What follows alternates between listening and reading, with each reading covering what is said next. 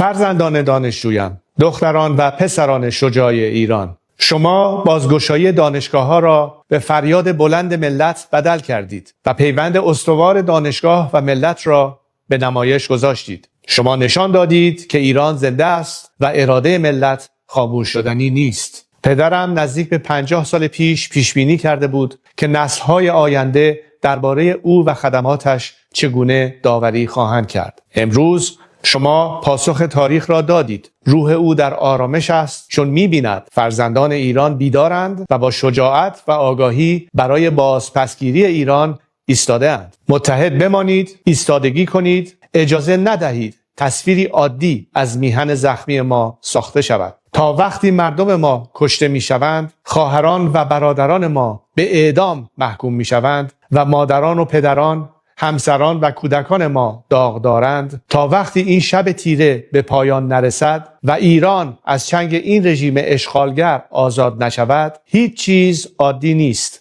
و مبارزه ما پایان نخواهد یافت. بدانید که آینده از آن شماست، از آن شما که خاموش نماندید، برخاستید و ایستادید. ما با هم ایران را پس میگیریم و دوباره آن را میسازیم. پاینده ایران پیروز باد انقلاب شیر و خورشید ملت ایران.